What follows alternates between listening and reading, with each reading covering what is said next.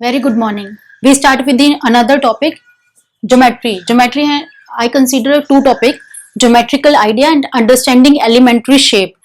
And starting with the basic thing comes in a geometry. हम geometry के अंदर जो सबसे बेसिक चीजें आती हैं हम पहले उनको इंक्लूड करेंगे, उसके बाद आगे फर्दर क्वेश्चंस पे जाएंगे और उनकी डिटेल पे जाएंगे।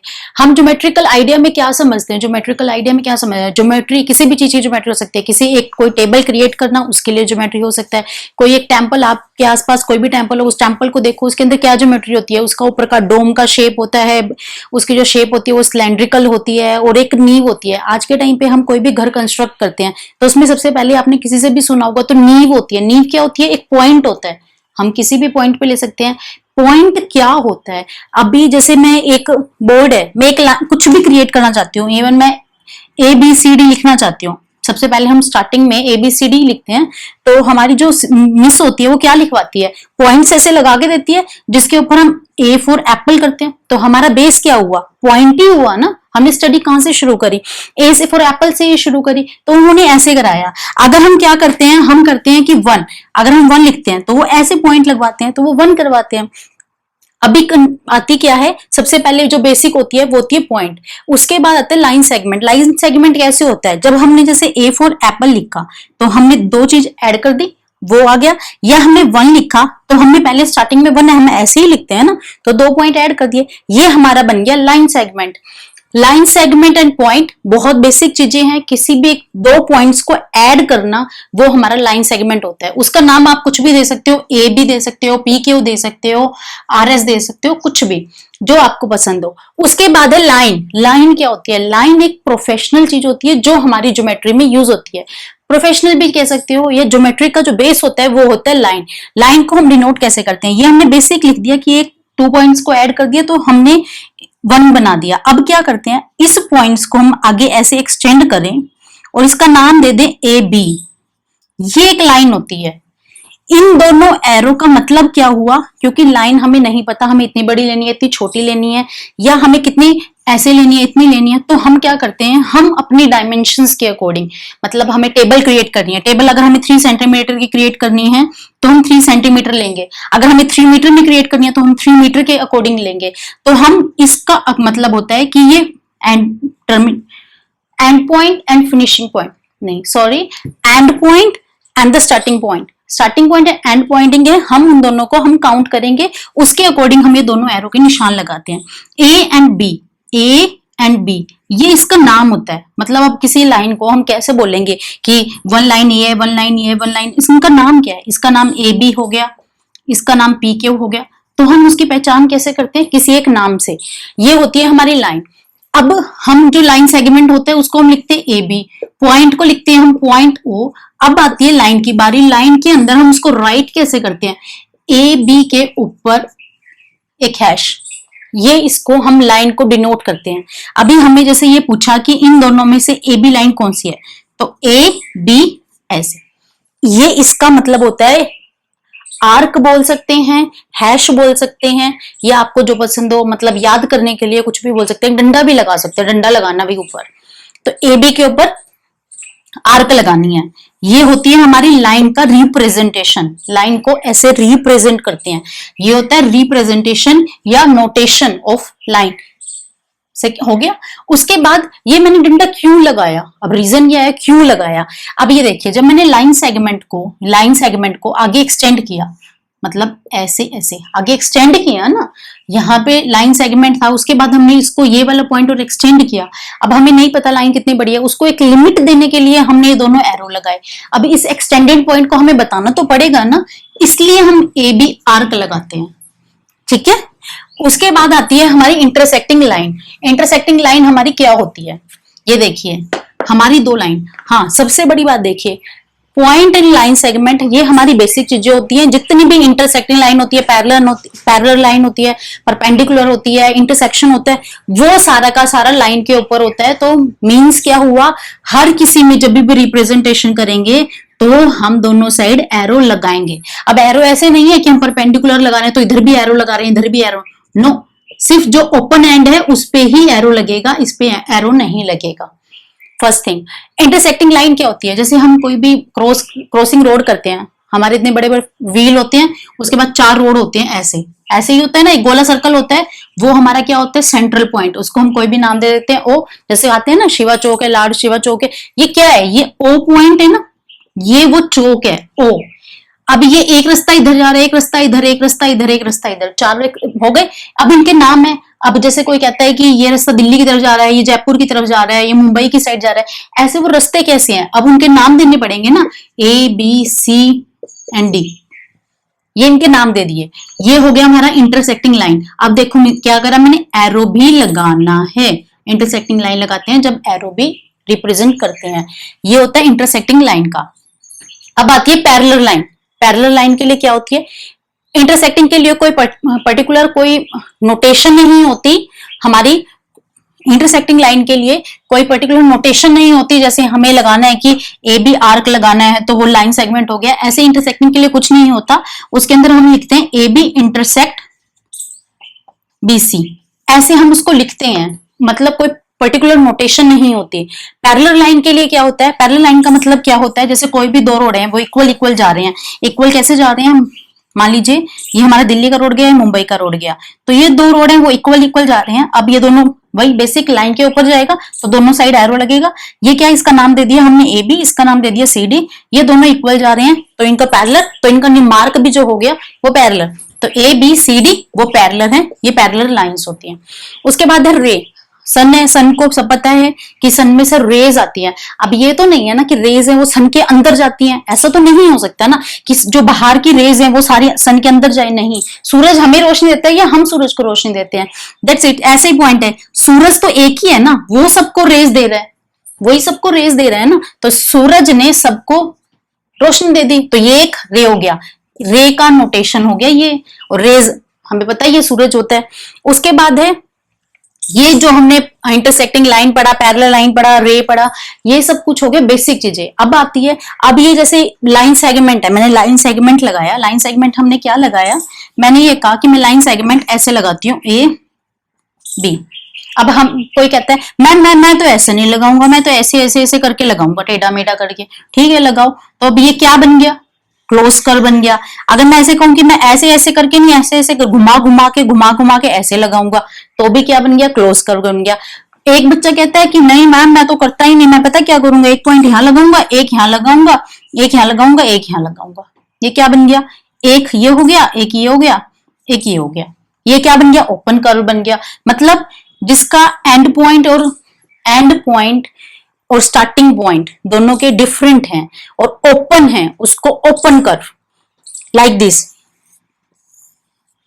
इसका आप कोई भी सेंटर नहीं बता सकते हो, इसका सेंटर क्या होगा, इसका कर्व क्या होगा, इसके अंदर इनसाइड और आउटसाइड पॉइंट क्या होगा, वो हम नहीं बता सकते क्योंकि ये ओपन कर्व है। ओपन कर्व का मतलब होता है कोई एक पर्टिकुलर सेगमेंट फिक्स नहीं है उसका, जैसे हमने ये ओपन कर्व बनाया, अब ये हम नहीं बता सकते इतना ये आगे या आगे ऐसे ऐसे ऐसे घूम के आया है, हम उसे नहीं जज कर सकते, इसलिए उसका कोई भी सेंटर पॉइंट फिक्स नहीं होता। अब होती है क्लोज की बारी। क्लोज में उसने कहा कि अब ऐसे है, जैसे ये हमने लगा लिया कोई कि मैं तो ऐसे बनाऊंगा, ऐसे बना लिया, इसके अंदर एक उसका सेंटर पॉइंट होगा। अब सेंटर पॉइंट क्या होता है, आपने कभी एक बट्टा देखा है, छोटा सा बट्टा होता है, वो बट्टा आप किसी भी चीज के ऊपर फिक्स करिए वो खड़ा हो जाएगा। मतलब कोई एक पैनी चीज होती है, बास्केटबॉल होती है, वो कहीं ना कहीं जाके सेट हो जाती है, एक पॉइंट पे सेट हो जाती है ना, वो उसको फिंगर पे भी सेट कर सकते हैं, ऐसे कर सकते हैं। वो होता है हमारा बैलेंस। बैलेंस में कैसी आ गई है, बैलेंस जो होती है वो एक सेंटर पे होती है, यानी कि हमारा सेंटर हमें पता होना चाहिए, उसके अकॉर्डिंग हम बैलेंस होती है। वो बैलेंस कैसे आता है, वो आता है फिजिक्स के अंदर। अभी हमारा जो आता है वो सेंटर कैसे डिसाइड होता है कि वो इसके ऊपर खड़ी होगी, ऐसे कैसे वो फिंगर पे खड़ी हो गई इतनी बड़ी बॉल, वो सब चीजें हमें जो बताती हैं वो कर्व्स बताती हैं और उसका सेंटर बताती है कि उसका सेंटर कहाँ पे लाई करता है। ये सब कुछ हो गया। इसके बाद आती है, अब जैसे हमने ये कोई भी एक क्लोज कर्व ले लिया, इसके अंदर जो ये ओ पॉइंट है वो तो हमारा हो गया सेंटर बोल सकते हैं इसको। ए हमारा इनसाइड हो गया। इनसाइड ऑफ द कर्व क्या है, अगर कोई हमसे पूछ ले inside of the curve point बताओ कौन सा है, कौन सा पॉइंट है, ए है। अगर हमसे पूछ ले कि आउटसाइड में कौन सा है, तो बी पॉइंट है। वो पूछ ले कि उसके ऊपर कौन सा लाई करता है, मतलब इस कर्व के ऊपर, ऑन द कर्व के ऊपर कौन सा लाई करता है, तो देन आएगा सी। अब इन सबके बेस पे हम क्या करते हैं, क्वेश्चन करते हैं कि हमें पता चल जाए कि हमारा सॉल्यूशन कैसे होगा, कैसे नहीं होगा, कैसे हम चलेंगे। देखो क्या है, ये क्वेश्चन दे रखा है हमें, लाइन ABCD ये सब कुछ ऐसे दे दिया, हमें एक इंटरसेक्टिंग लाइन दे दिया, इसके अंदर क्या दे दिया, A B D and C ये दे दिया। अब इसको सोल्व करके देखो, एक बार राइट करके देखो क्या लिखा हुआ है, इसने किस पर्पज से कैसे लिखा हुआ है। उसने क्या करा, ये कर दिया, यहां पे कर दिया ABDC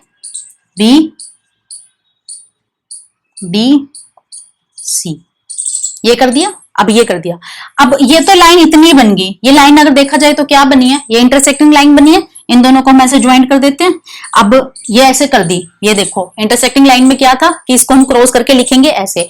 अब किसी ने क्या कहा, मैं नहीं ऐसे नहीं करूंगा, मैं इसको आगे और बढ़ाऊंगा, तो उसने एरो हटाया और आगे बढ़ा दिया इसको, और इसके ऊपर एक पॉइंट और रख दिया EF। ठीक है, ये हो गया। अब मैंने जब बताया था कि इंटरसेक्टिंग लाइन होती है, इन दोनों का नाम होता है। जब हमने ये इतना करा, जब हमने कितना करा, इतना करा, तो हमारे पास एक लाइन तो हो गई ये, एक लाइन हो गई ये। अब हमने जब ये इतना मेंशन करा तो ये हमारे पास एक लाइन हो गई ये, एक लाइन हो गई ये। अब हमने देखो यहाँ पे हमने नाम नहीं दे रखा, यहाँ नाम नहीं दे रखा, तो नाम नहीं दे लीजिए, यहाँ पे मैं दे देती हूँ O, यहाँ मैंने ऑलरेडी दे रखा है, यहाँ पे EFG लगा लेते हैं। ठीक है, और यहाँ पे भी नाम देना है, यहाँ नाम दे लीजिए H। ठीक है, उसके बाद क्या आती है, अब ये देखिए उसने क्या पूछा, लाइन कंटेनिंग पॉइंट ई के ऊपर कौन से पॉइंट हैं, जो एक ली है ई पॉइंट है उसके ऊपर कौन सी लाइन कंटेन कर रही है, कंटेन मतलब उसके अंदर आ रही है। अब ये जो ई पॉइंट है, ये वाला ई पॉइंट है, इसके ऊपर कौन सी लाइन आ रही है, देखिए इसके ऊपर एक तो ये बड़े वाली लाइन आ रही है। ठीक है, कोई कहेगा नहीं मैम मैं तो ई नहीं लिखूंगा, मैं ये DE लिखूंगा, कोई कहेगा मैं FE लिखूंगा, कुछ भी लिखिए। मैंने 2 पॉइंट ले लिया, उन्होंने 2 लाइन पूछी तो मैंने 2 लाइन बता दी, AE और DE और FE। एक चीज और हो सकती है, ये देखो AD और AE, जो AE बड़ा है या AD बड़ा है, कौन सा बड़ा है, जो ये AD पार्ट है वो इस बड़ी वाली लाइन का लाइन सेगमेंट है ना, लाइन सेगमेंट यानी कि छोटा पार्ट है, बड़ी वाली लाइन का छोटा पार्ट है वो हमारा AD है। तो हम AE लिख देंगे, तो वहां पे AD कैसे लिख सकते हैं, मान लीजिए हम कहीं जाते हैं, हम पेटीएम में जाते हैं, पेटीएम में क्या आते हैं, शुभम की मम्मा आई है पेटीएम में, शुभम की मम्मा आई है पेटीएम में। अब मम्मा आ गई पेटीएम में, तो उसके ब्रदर की जरूरत है नहीं है, तो क्या होगा, उसकी मम्मा का ही इंक्लूड होगा। तो बड़े वाली जो इंक्लूड हो गई वो उसकी मम्मा हो गई, और छोटे वाला हो गया उसका ब्रदर हो गया। जब बड़ा आ गया तो छोटे की वैल्यू नहीं रही। सेकंड आता है कि यहाँ पे मैम मैं ये FH वाली लाइन ले सकता हूँ, जो हमारी ये FH वाली लाइन है मैं वो ले सकता हूँ, ले सकते हैं, बिल्कुल ले सकते हैं, क्योंकि वो E के पॉइंट के ऊपर कंटेन कर रही है। पर क्वेश्चन देखिए, वो जो FH वाली लाइन है वो उसको इंटरसेक्ट कर रही है, यानी कि उसको काट रही है, ना कि उसमें से क्रॉस हो रही है। क्रॉस हो सकती है, लिख सकते हैं उसको, हम लिख सकते हैं, कहाँ पे क्वेश्चन है FH दे रखा है, वो जैसे हमारे ऑब्जेक्टिव टाइप क्वेश्चन आते हैं उसमें पूछ रखा है कि कौन सी लाइन है, हमारे पास एक AD दे दें, एक AE दे दें, एक FH दे दें।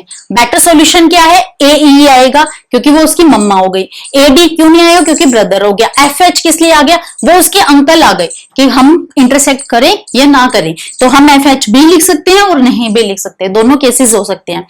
अब आई लाइन पासिंग थ्रू ए में से क्या पास हो रहा है, अब ये देखिए AE, मैं इसको थोड़ा सा इरेज कर लेती हूँ।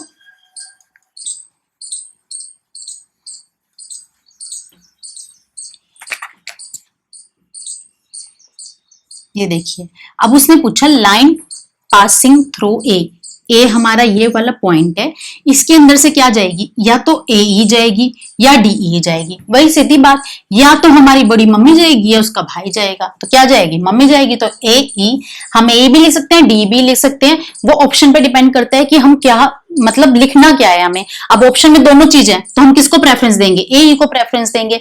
और अगर हमें नहीं समझ आ रहा कि हमें क्या लिखना है, और लगा के लिखते हैं, ए और डी, कभी भी एंड का साइन नहीं लगाते। ज्योमेट्री के अंदर जब भी कोई लाइन की नोटेशन करनी होती है, दो लाइन के अंदर ऑप्शन नहीं होता, वहां हमेशा और लगता है, एंड का साइन नहीं लगता।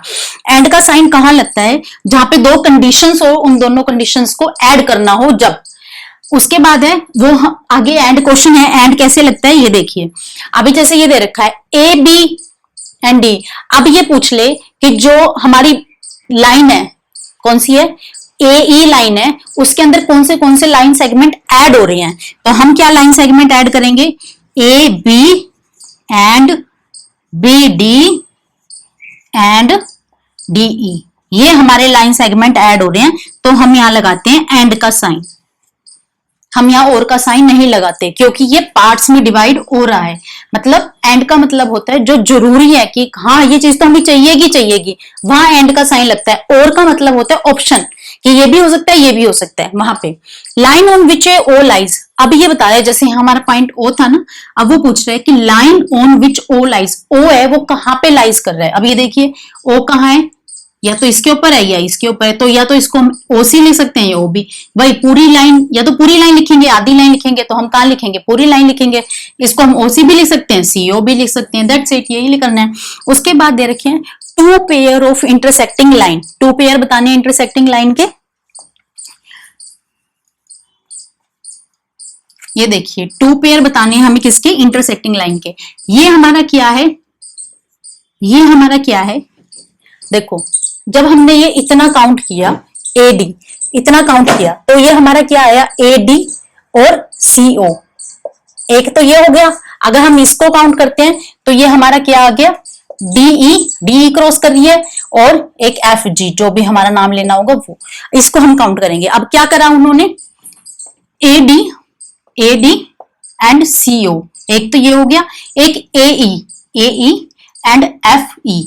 अब इसने एफ ई क्यों लिया, यहां पे क्यों नहीं लिया, क्योंकि क्वेश्चन के अंदर उसने मार्क नहीं कर रखा। जो क्वेश्चन है, ये जो उसने जी लगाया है और यहाँ पे मैंने एच लगाया है, ये मैंने अपनी साइड से लगाया है, ये क्वेश्चन में मेंशन नहीं था, इसलिए उन्होंने जो लिया वो एफ ई लिया।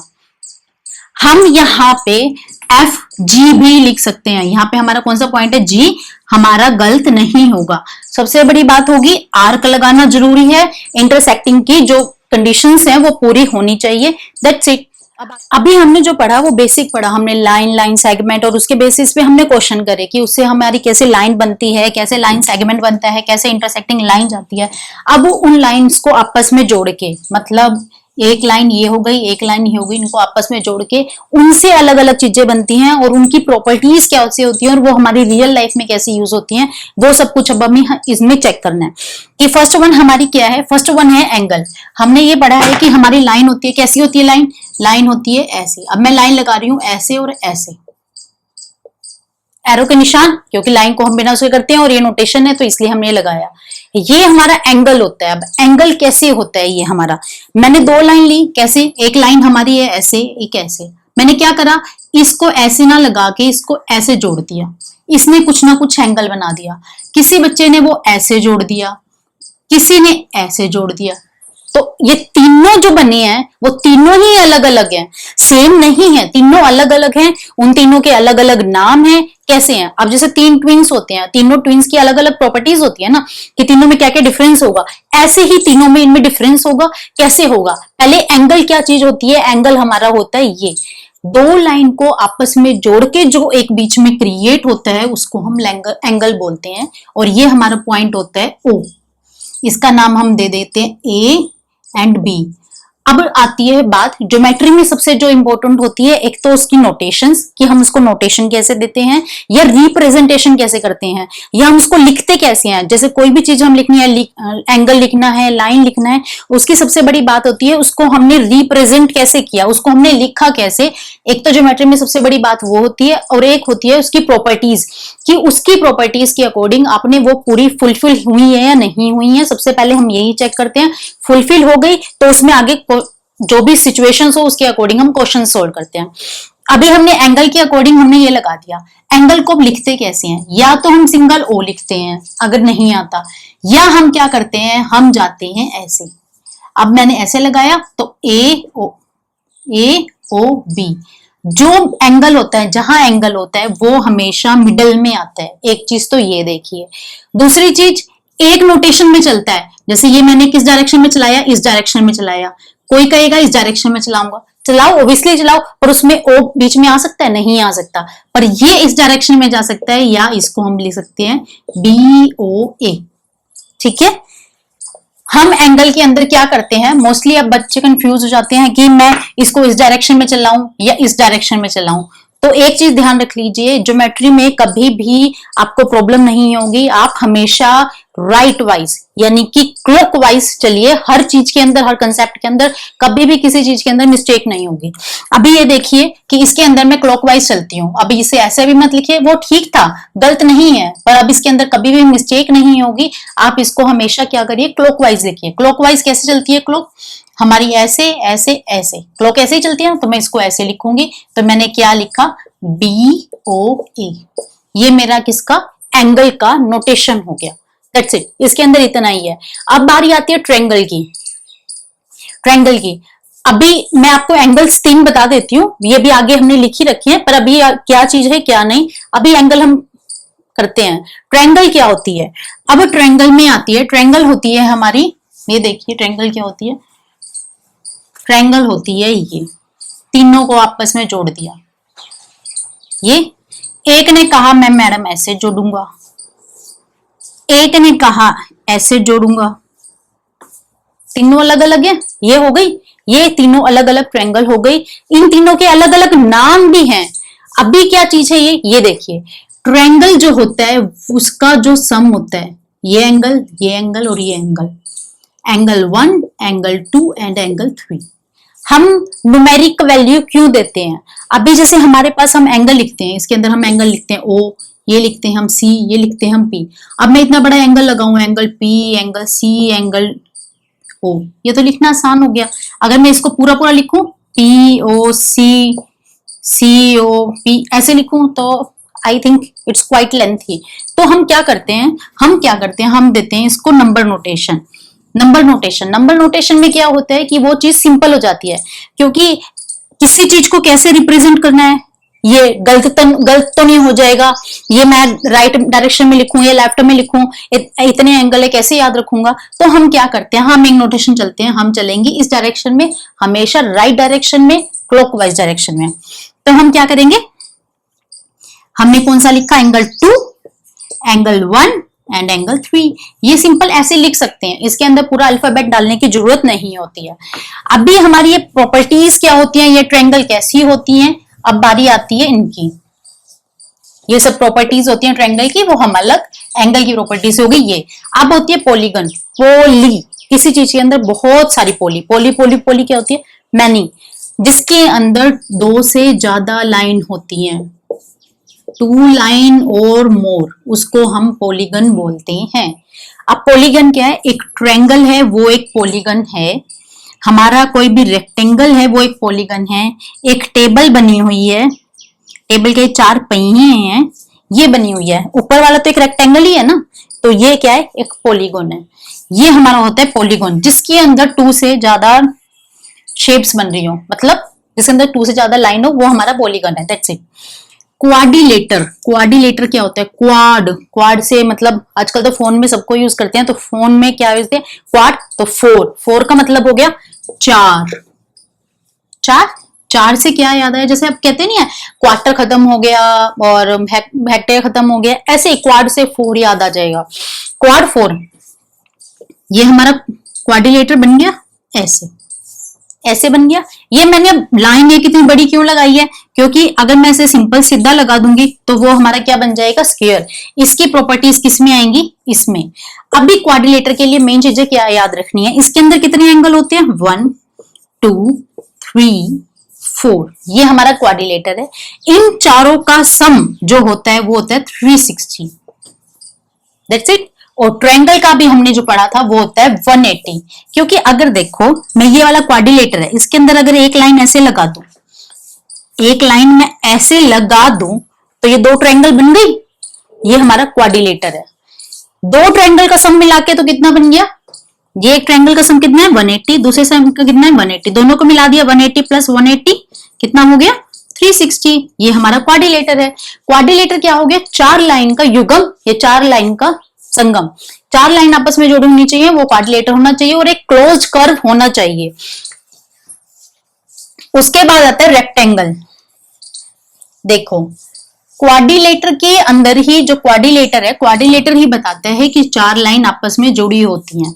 अब चार लाइन है वो किस किस डायरेक्शन में कैसे कैसे जुड़ी हुई हैं, उसके अंदर देखो आपके रेक्टेंगल कैसे आएगा।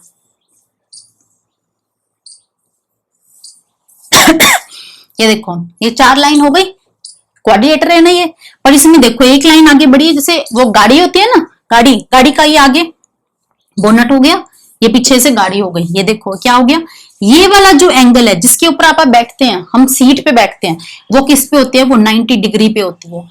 ये होती है रेक्टेंगल। सिर्फ रेक्टेंगल के अंदर जो प्रॉपर्टीज होती है वो यही होती है, जो इसकी हाइट है वो इस लाइन के ऊपर परपेंडिकुलर होता है और ये जो एंगल होता है 90 होता है। परपेंडिकुलर मतलब ये वाली शेप टी उल्टा कर दो, उल्टा टी कर दो, ऐसे ये परपेंडिकुलर होता है।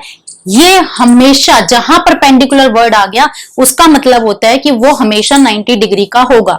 अब जैसे ये हो गया 90 डिग्री, जहां भी परपेंडिकुलर लिख दिया, क्वेश्चंस में आगे क्वेश्चन सोल्व करेंगे, जहां भी लिख दिया कि परपेंडिकुलर है, मान लीजिए कि ए बी परपेंडिकुलर है सी डी पे, तो क्या हो गया, ए परपेंडिकुलर हो गया ए बी परपेंडिकुलर किस पे है, सी डी पे, तो इसको ऐसे लिख दिया। ये होता है परपेंडिकुलर, ठीक है। ये इस परपेंडिकुलर पे, यहाँ पे आया ना परपेंडिकुलर, ये साथ साथ हो गया डिस्कस, अच्छी बात है। ये देखो ये परपेंडिकुलर है, वो इसके ऊपर खड़ा है, टी की तरह उल्टा खड़ा है इसके ऊपर, ये हमारा हो गया। ये जो इन सबका टोटल मिला के होगा वो 360 होगा। और रेक्टेंगल की एक प्रॉपर्टीज होती है, इनमें से एक सम 90 डिग्री होगा। कैसे होगा, अब ये देखिए, जब ये सीट है, ये जो सीट बनाई हमने, जो ये कार वाली सीट होती है उसके ऊपर हम बैठे हैं, ये 90 डिग्री पे होती है। अब ये सिंगल एक 90 डिग्री तो नहीं हो सकती ना, इसलिए एक कोई भी एंगल है वो 90 डिग्री होगा जिसके साथ ये अपोजिट होगा। तो रेक्टेंगल की ये प्रॉपर्टी याद रखिए, इसका एक एंगल हमेशा 90 डिग्री का होगा। और उसके बाद है रेक्टेंगल हो गया हमारा सर्कल। सर्कल क्या होता है, सर्कल से पता चल रहा है एक गोल चक्कर, सर्कल से क्या पता चल रहा है, एक गोल चक्कर। ये सर्कल हो गया हमारा, इसके अंदर एक सेंटर पॉइंट होता है कोई भी, वो हमारा सर्कल होता है। अब सर्कल के अंदर क्या होता है, एक सेंटर हो गया, इसको हम करें, ये हमारा पूरा क्या हो गया डायामीटर, हाफ काउंट करें तो रेडियस, कंप्लीट कितना होता है डायामीटर, हाफ क्या होता है रेडियस। अगर इसके हम सेक्टर बनाएं, ये देखिए सेंटर पॉइंट हो गया, ये रेडियस हो गई, एक दूसरी रेडियस और काउंट कर ली, एक ने रेडियस ये काउंट करी, एक ने ये रेडियस ये काउंट करी, दोनों को मिला के बीच में एक एंगल बना दिया। ये क्या बन गया, एक सेक्टर बन गया, यानी कि सर्कल का एक हिस्सा काट दिया हमने, वो सेक्टर होता है। अब उसको कैसे नोटेशन करेंगे, ये देखिए कैसे करते हैं इसको, ऐसे, एक सेक्टर खत्म हो गया ना, ऐसे। अब ये जो सेक्टर खत्म हुआ है, इसने क्या करा, एक एंगल बनाया। इस एंगल को कैसे लिखेंगे, ए बी, वही एंगल कैसे लिखते हैं, ए ओ बी, वही लिखेंगे हम, ए ओ बी लिखेंगे। हमने यही करा, एंगल लिख दिया, या एंगल 1 लिखोगे या एंगल 1 लिखोगे। ये हमारा सेक्टर होता है किसके अंदर, सर्कल के अंदर। सर्कल की ये प्रॉपर्टीज होती है, ये हमारी रेडियस होती है, ये एक रेडियस हो गई, कंप्लीट देखो डायामीटर होता है, और इसका पूरे का जो पैरामीटर होता है वो होता है 2 पाई आर, जिसको हम बोलते हैं सरकमफ्रेंस। ठीक है, ये भी आगे जो आएंगे ना उनके अंदर सोल्व हो जाएगा ये सब कुछ। उसके बाद जो आती है वो आता है 2D and 3D shape. 2D and 3D shape, हमारा रेक्टेंगल हो गया, सर्कल हो गया, एंड परपेंडिकुलर हो गया, and 2D and 3D shape. 2D and 3D shape क्या है, 2D शेप होती है, अभी जैसे छोटे क्लासेस में दिखाते हैं बच्चों को कि ये रेक्टेंगल है, ऐसे जो हमारे प्ले वे होते हैं उनमें क्या, बच्चों ये हमारा रेक्टेंगल है। 2D शेप आपने देखी ही होगी, ये हमारा 2D शेप है, रेक्टेंगल है, इसको एक कॉपी पेज में बना देते हैं। या हमारी जो प्रैक्टिकल फाइल होती है उसके अंदर हम बहुत सारे लगाते हैं ना, कागज काट काट के ऐसे ऐसे 2D लगा दिया, रेक्टेंगल लगा दिया, गोला सर्कल लगा दिया, ये सब हमारी क्या होती है 2D शेप होती हैं, जो हमें ऐसे सिंपल होती है, जिसके अंदर एक्स एक्सिस और वाई एक्सिस होता है only X axis and Y axis होता है, वो हमारी 2D शेप होती है। अब बारी आती है 3D शेप की। देखो ये रेक्टेंगल है जो आपने कॉपी में चिपका दिया, एक ये रेक्टेंगल है, इस रेक्टेंगल को मैं खड़ा कर दूं, खड़ा कैसे करूंगी, ये एक्स एक्सिस, ये वाई एक्सिस एंड ये जेड एक्सिस, पिरामिड, तो वो हमारा बन जाएगा 3D शेप। मतलब जो हमारा 2D शेप है ना, ये इस वाले को जिसके अंदर सिर्फ एक्स एंड वाई है, एक्स एंड वाई है, इसको बोलते हैं हम 2D शेप, इसको बोलते हैं हम 3D शेप। जो कोई स्पेस नहीं ले रहा, अब ये जैसे हमने कॉपी पे चिपका दिया, क्या स्पेस लिया है, सिर्फ कॉपी का पेज, इसने कोई ऊपर स्पेस लिया? अगर आप इसको कॉपी के ऊपर खड़ा कर दो, क्या आपकी कॉपी बंद हो जाएगी? नहीं होगी। ऐसे ही अगर हम इसको कॉपी पे खड़ा कर दे, पिरामिड को खत्म कर दे, तो उसने आपकी पूरी कॉपी घेर ली ना, तो उसका क्या हुआ, इसका कुछ वॉल्यूम हुआ। किसी चीज को घेर लेना, पूरा इसका स्पेस ले लेना, उस चीज को उसका वॉल्यूम बोलते हैं। पूरा स्पेस ले लेना वो उस चीज का वॉल्यूम होता है। अब जैसे हमारी क्या होती है, गेम्स होते हैं हमारे, बहुत सारे गेम्स होते हैं। गेम्स में जैसे हम बिजनेस वगैरह खेल रहे हैं, कुछ भी खेल रहे हैं, बिजनेस में जो वो कैश आता है, कुछ कैश आता है ना, जैसे उसमें कॉइन्स भी आते हैं, करेंसी भी आती है, जो वो चीजें आती हैं वो सारी किसमें है, 2D शेप्स में है। उसके अंदर एक बॉक्स आता है, बॉक्स के अंदर ये सब चीजें आती हैं, वो उन सब के अंदर रखा जाता है। जब आप ये करेंसी और कॉइन है वो कहीं पे रखोगे, हाँ रखते हैं हम, ऑब्वियसली रखते हैं, उसको हम कहीं पे रख दिया, जैसे हमारी गुम होगी, हमने एक करेंसी कहीं उठा के रख दी, तो उसने कितना सा स्पेस लिया, इतना सा स्पेस लिया, पर स्पेस ऐसा तो नहीं है ना कि वो आपकी सारी चीजें रोक लेगा, नहीं रोकेगा। ऐसे ही जो ये बॉक्स है जिसके अंदर वो सब कुछ रखा है, करेंसी वगैरह और कॉइन्स वगैरह, बिजनेस कार्ड और उसका पैम्फलेट सब कुछ रखा है, उसने तो एक प्रॉपर अच्छा खासा स्पेस लिया ना, वो हमारा हो गया 3D शेप। जिसका वॉल्यूम है वो हमारा 3D शेप हो गया। अब जैसे कॉइन है, करेंसी है, करेंसी एक कागज की फॉर्म में होती है, आप करेंसी को खड़ा कर दो, कागज है, कागज हमने बुक के अंदर रख दिया, ये हो गया। अब जैसे कॉइन्स है, कॉइन्स को भी हम 3D शेप में काउंट कर सकते हैं अगर कॉइन्स हमारा बहुत मोटा है। अब जैसे कॉइन्स है, कॉइन्स मान लीजिए एक इतना मोटा सा है, 3D में है वो, क्योंकि उसका कुछ प्रॉपर ना हाइट है, कुछ ना कुछ तो हाइट है ना उसकी, तो वो हमारा हो गया 3D शेप। और इसको जो बोलते हैं, इसको बोलते हैं हम स्फीयर। क्या बोलते हैं इसको? स्फीयर। अब जैसे ना एग्जांपल लगा लेते हैं, हम रेक्टेंगल लेते हैं, कोई भी हम रेक्टेंगल, कैसे कोई भी कागज का हम रेक्टेंगल काट लेते हैं। ये बोर्ड है, ये 2D शेप है, ये 3D शेप है, ऑब्वियसली 3D शेप है। क्यों है ये देखिए, इसका वाई एक्सिस हो गया, एक्स एक्सिस हो गया, इसका जेड क्या हुआ, इसकी ब्रेथ कि ये कितना मोटा है, वो हो गया ये 2D में, ये इसलिए काउंट हो गया 3D में। अब जैसे हमारे पास कोई भी सिलेंडर होता है, जो घर में हम सिलेंडर यूज करते हैं, वो सिलेंडर ऐसा हो गया।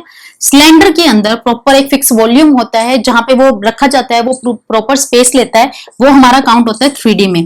अगर मैं उसको काट लेती हूँ, उसको काट तो सकते ही नहीं है, मतलब एक कागज की शीट जो हम अपनी प्रैक्टिकल फाइल में लगाते हैं, वो हमारी जो काउंट होती है वो होती है हमारी एज ए रेक्टेंगल, वो होती है हमारी 2D शेप। 2D शेप और 3D शेप का सिर्फ सिंपल फंडा यही है, जिसका अपना खुद का वॉल्यूम ना हो वो 2D में आएगी, और जिसका प्रॉपर वॉल्यूम हो, जो पूरा स्पेस ले रहा हो, वो हमारा 3D में आएगा। अब हमने पढ़ा था angle, triangle and quadrilateral. Polygon तो ऐसे था ना कि जिसके अंदर 2 से ज्यादा लाइन्स हो, वो हमारा पॉलीगॉन होगा। तो एंगल, ट्रायंगल एंड क्वाड्रिलेटर, इसको अब आगे हम फर्दर पढ़ते हैं कि ये चीजें होती क्या हैं। अभी जो हमने ये किया, ये हमने इसका बेसिक किया कि ये सब चीजें क्या होती हैं, ये किस लिए होती हैं। अब ये सब ऐसे लाइन टू लाइन या एंगल, ट्रायंगल, ये सब कैसी है ये देखिए। अब मैं इसका एक एग्जाम्पल बताती हूँ। मान लीजिए एक मंदिर है, मंदिर का एक घर लगा लीजिए, एक घर है, हम पहले ऐसे झोपड़ी बनाते थे ना, ऐसे, ये देखो, ये ऐसे बनाते थे। हम क्या करते हैं, ये जैसे बनाते हैं, हम क्या करते हैं, पहले एक लाइन खींचते हैं, सबसे पहले लगा दिया, एक लाइन खींच ली हमने, लाइन खींचने के बाद उसकी दीवारें खड़ी कर दी, दीवारें खड़ी कर दी। ये जो दीवारें खड़ी होंगी वो किसी एंगल पे खड़ी होंगी, एंगल पे खड़ी होंगी ना, 90 डिग्री के एंगल पे खड़ी होगी, एक घर बन गया, लाइन बन गई, एंगल लाइन खड़ी कर दी, ये हमने दीवारें खड़ी कर दी। उसके बीच में क्या गोला चक्कर है, जैसे हम वो झांकी वगैरह लगाते हैं ना, गोल चक्कर में एग्जॉस्ट लगाने के लिए हम ये लगाते हैं, जो एग्जॉस्ट लगाते हैं हम, जो वो गोला चक्कर हमने लगाया, वो उस पे लगाया, वो एक पर्टिकुलर किसी स्पेस पे लगाया, एक पर्टिकुलर पॉइंट पे लगाया कि वो कहां जाके सेंटर होगा, वो हमारा क्या होएगा, सर्कल का सेंटर। वो हमने सर्कल पढ़ा था ना कि हमारा सेंटर कहाँ फिक्स होता है, हमने इसमें पढ़ा था कि हमारा सेंटर कहाँ फिक्स होता है, आपने क्लोज कर्व ओपन कर्व पढ़ा था, उन सबको हमने बनाया यहाँ। मतलब किसी भी एक घर की स्ट्रक्चर, किसी एक टेम्पल की स्ट्रक्चर, किसी भी एक टेबल की स्ट्रक्चर, आपका लंच बॉक्स है, कुछ भी है, उस सारी चीजों के अंदर ज्योमेट्री मिक्स होती है। अब जैसे टेम्पल के अंदर हमने बताया कि 90 डिग्री एंगल हो गया, अब वो ट्रायंगल है, अब ये चीज बनी है, वो ट्रायंगल, हमें ट्रायंगल ही नहीं पता कैसे होती है, तो हम ये कैसे बना देंगे, नहीं पॉसिबल है ना। अब जैसे क्वाड्रिलेटर है, उसके अंदर ये चीज बनी हुई है, खिड़की बनाया, गेट बनाया, कैसे बनाया, कितना ओपन करना है, कितना छोटा करना है, तो उसके लिए गेट बनाया, कैसे बनाया, जब तक वो हमें पता ही नहीं कि क्या चीज है तो हमें कैसे पता चलेगा। उसके बाद रेक्टेंगल हो गए, सर्कल हो गए, सर्कल हमने एग्जॉस्ट लगा दिया, उसके बाद 2D एंड 3D शेप हो गई। ये जो हमारा घर बन गया ये 3D शेप में हो गया, क्योंकि इसने एक प्रॉपर स्पेस लिया है, वो हमारा 3D शेप हो गया, जिसके अंदर तीनों एक्सेस हो गए, X B, Y B and Z B. That's it। अब बारी आती है हमारी एंगल की। एंगल क्या चीज होती है? अब मैंने बताया था कि एंगल, कोई कहता है कि मैं ऐसे लिखूंगा, कोई कहता है मैं ऐसे लिखूंगा, कोई कहता है मैं ऐसे लिखूंगा। अब इन तीनों के नाम क्या होते हैं ये देखिए, ये मैंने सीधा लगाते हैं इसको ऐसे, ये देखिए परपेंडिकुलर कैसे लिखते हैं हम? परपेंडिकुलर हम लिखते हैं, आपने परपेंडिकुलर देखा था ना कि उल्टा टी लगा दिया, ये परपेंडिकुलर हो गया। अब इसको यहां से हटा दो, ये इतना बन गया, मतलब ये बन गया 90 डिग्री का एंगल, जिसको हम बोलते हैं राइट एंगल, 90 डिग्री का एंगल। ठीक है, ये हो गया हमारा एक एंगल जो लेस देन, ये देखो, अब मैंने इनके नाम कैसे लिखती है ये भी सोचने की बात है ना। ये देखो, ये होती है ट्रायंगल, ये आपने पता है। इन तीनों का जो सम होता है वो 180 होता है। हमारा सर्कल होता है, ये देखिए, इसके लिए मैं आपको एक चीज बताती हूँ, ये देखो हमारा क्या होता है। हम यहां से चलते हैं, हम कौन सी डायरेक्शन से चल रहे हैं? हम यहां से चल रहे हैं 0, 90, 180, 270 एंड 360, ऐसे। जहां से 0 हुई वहीं 360 हो गया। अब जैसे हमारा क्वाड्रिलेटर होता है, हमने यहां से शुरू किया, यहां से चले, जहां स्टार्ट हुआ वहीं एंड हो गया। इस टोटल का सम क्या होता है? 360। ऐसे ही जहां शुरू हुए वहां खत्म हो गया, 360 होता है। अभी जो एंगल होते हैं हमारे, ये वाला एंगल, ये होता है 90 डिग्री। इस पूरे का सम जो होता है वो होता है 180। इसमें से अगर मैं इधर का एंगल लगाऊंगी कोई भी, वो कहां लाई करेगा? 0 से 90 के बीच में। अगर मैं इधर लगाऊंगी तो वो कहां लाई करेगा? 90 से 180 के बीच में। इधर करूंगी तो 90 से 180 के बीच में लाई करेगा ना। अगर मैं यहां पूरे में लूंगी तो वो कहां लाई करेगा? 0 से 180 के बीच में। ऐसे होता है। जो हमारा एंगल लेस देन 90 होता है वो हमारा होता है एक्यूट एंगल। जो हमारा एंगल 90 से अबोव होता है उसे हम बोलते हैं ऑब्ट्यूज एंगल। ये ग्रेटर देन 90 होता है, ये लेस देन 90 होता है, ये होता है। ठीक है, ये हमारी होती है प्रॉपर्टी। अब सबसे बड़ी बात होती है डायरेक्शंस की। जो मैंने डायरेक्शन दी है ये क्या होती है? East, west, north and south. अभी कोई ये कह दे कि मैम मैं तो राइट डायरेक्शन में चलाऊंगा, ये वेस्ट बनाऊंगा, ये नॉर्थ है, फिक्स। ये फिक्स पोल होती है, हमारा सूरज उसी साइड से उगता है और सूरज सनसेट और वहीं उसी से होता है। सनराइज एंड सनसेट फिक्स होते हैं, ऐसे ही हमारी डायरेक्शन फिक्स होती है। कभी ऐसा सुना है कि सूरज पूर्व से उगा और उत्तर में जाके उग गया, सो गया? ऐसा नहीं हो सकता। ये चीजें फिक्स होती हैं कि ये ऐसे ही रहेगी, ये पोल ऐसे रहेगा। जो हमारी एसएस होती है, सोशल साइंस होती है, उसके अंदर क्या होती है कि हमारे जो इक्वेटोरियल पोल होते हैं और हमारे जो पोल होते हैं वो फिक्स होते हैं। नॉर्थ पोल और साउथ पोल जो होते हैं वो फिक्स होते हैं। तो वो ये पोल ही है जो ये फिक्स होते हैं। मैथ एक ऐसी चीज है, सारी चीजें हमें बताता है। फिजिक्स बता दी, हमारी एसएस बता दी, हिंदी इंग्लिश भी आ जाएगी इसके अंदर। वो आप देखते जाओगे ना, मैथ समझते जाओगे, अपने आप पता चल जाएगा। उसके बाद ये हमारी डायरेक्शन होती है। और मैंने आपको क्या बताया था? हमेशा राइट डायरेक्शन में चलो। ये राइट डायरेक्शन हो गई हमारी 90 90 90 90, east, west, north and south. That's it. ये एंगल हो गया। एंगल में acute, obtuse and right angle हो गया। एक्यूट क्या हो गया? Less than 90, obtuse greater than 90 and the right angle is the equal to 90। ठीक है, उसके बाद आती है ट्रायंगल की बारी। ट्रायंगल क्या होती है? ट्रायंगल होती है हमारी थ्री टाइप्स की होती है ट्रायंगल। अभी जैसे मैंने आपको कहा, किसी बच्चे ने ट्रायंगल लगाई ऐसे, कोई कह रहा है मैं ऐसे लगाऊंगा, छोटी बड़ी, कोई कह रहा है मैं इक्वल लगाऊंगा। ये देखो, ये राइट एंगल हो गया, इसको राइट, इसको हम क्या बोल रहे हैं, राइट एंगल बोल रहे हैं ना। अगर मैं इसको छुपा दूं तो इसका नाम, अगर मैं जोड़ दूं तो आपस में क्या बन गई है, राइट ट्रायंगल। इसकी लाइन एक छोटी है एक बड़ी है, किसको बोलते हैं, इसको बोलते हैं स्केल लाइन, स्केल लीन ट्रायंगल। अब ये क्या है स्केल लीन ट्रायंगल, जिसके कोई भी साइड इक्वल नहीं होती है, तीनों साइड है इक्वल नहीं है, मतलब ये मान लीजिए एक है, ये दो है, ये तीन है, तो ये तीनों अलग अलग साइड के हैं, उसको स्केल लीन ट्रायंगल। जो तीनों ही साइड इक्वल हो उसको बोलते हैं इक्विलेटरल ट्रायंगल।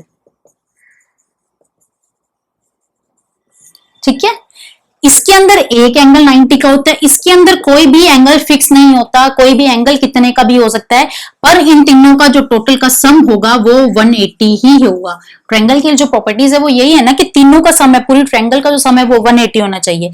इसके अंदर जो एंगल होता है वो होता है 60, राइट एंगल में 90, इसका जो एंगल फिक्स होते हैं वो 60 होते हैं, इसके यानी कि तीनों एंगल ही 60-60 होंगे।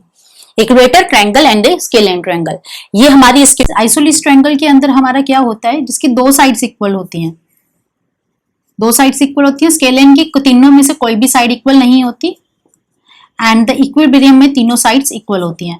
अभी जो हमने प्रॉपर्टीज पढ़ी थी वो हमने पढ़ी थी राइट एंगल की एंड द स्क्वायर लाइन के ट्रायंगल की एंड इक्विलिब्रियम ट्रायंगल की। हमने आइसोसेलेस ट्रायंगल नहीं पढ़ा। आइसोसेलेस ट्रायंगल क्या होता है, जिसकी दो साइड्स इक्वल होती हैं और इसका सम भी 180 होता है। आइसोसेलेस ट्रायंगल के अंदर सिर्फ इतना ही है। उसके बाद हमारी जो बारी आती है वो आती है हमारी क्वाड्रिलेटर की बारी। क्वाड्रिलेटर मैंने आपको भी पहले भी बताया है कि जिसके अंदर चार लाइन मिलती हैं वो हमारा क्वाड्रिलेटर है।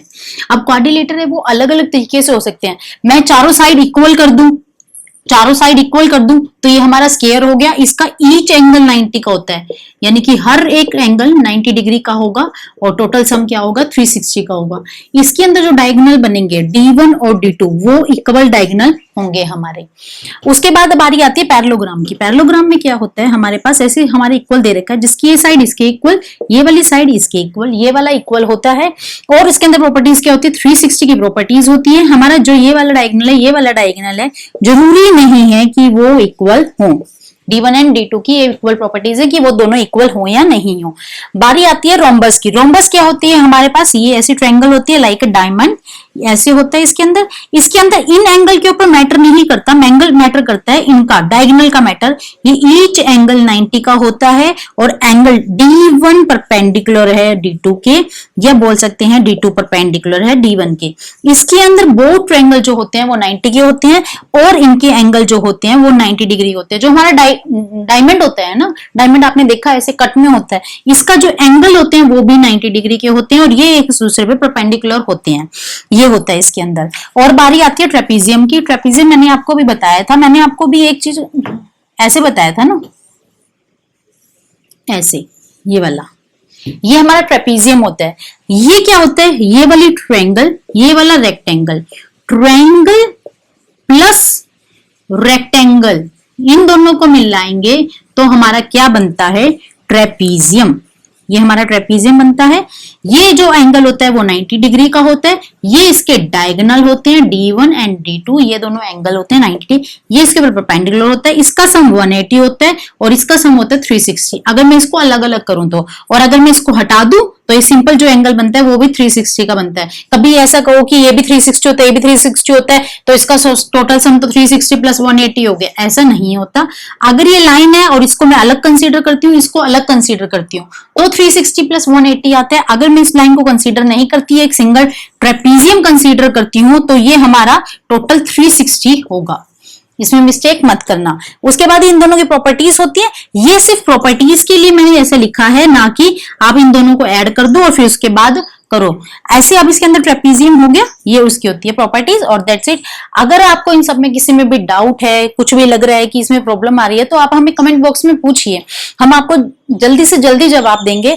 और इसके अलावा अगर आपको ज्योमेट्री के अंदर कोई भी लग रहा है कि ये टॉपिक रह गया, इसके लिए डिटेल चाहिए, तो आप वो भी हमें बता सकते हैं। Thank you for watching. काटना।